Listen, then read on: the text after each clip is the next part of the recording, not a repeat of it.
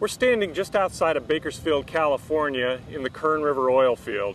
It's a heavy oil field at the southern end of the San Joaquin Valley. A field like Kern River that was peaked and way in decline has been revitalized by a technology called steam flooding. There's plenty of oil left in Kern River, and the challenge is, what's the new technology that'll get the remainder? Production in the Kern River field began in 1899. Thousands of wells were drilled, production peaked and went into decline. The end of the life of the field was in view. The interesting thing about this field is much of the oil is still in the field. It's in the field because the oil's heavy. It's like molasses. It takes a lot of energy to get heavy oil out of a field. I'm standing on an outcrop of the Kern River Formation. The layers below me are a series of sands and shales that form the Kern River oil field. The oil that you see being pumped around us is trapped in similar sands, but at depths from 500 foot to 1,500 feet below us. What we're looking at is an outcrop of the reservoir that the oil is trapped in. The key thing to take away from this is that this is the reservoir. It's not a big pit or big cavern underneath the ground, but the oil is really trapped in the sand, and it takes the steam into the sand to release it to come out. So we're at one of several steam generator sites here in the Kern River field.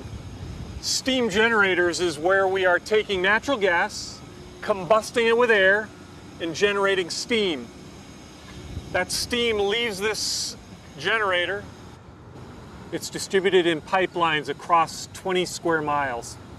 Steam at high pressure, 500 degrees Fahrenheit, is moving through this pipe, entering this wellbore, and being delivered 1,000 feet down into the ground. Through holes in the pipe, it enters a specific sand layer that has this heavy oil. The steam's entering the sand, heating the oil, reducing its viscosity from molasses to water consistency. As that steam moves out through that sand, the oil, being mobile, moves to our producing wells, is lifted to surface.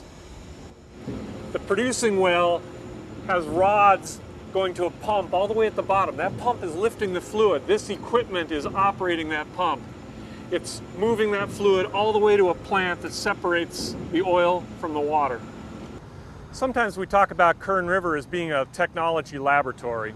So the process of injecting steam that Chevron uses here in Kern River is highly exportable. We use these technologies and have developed them and exported to Indonesia, and lately to the partition zone in the Middle East.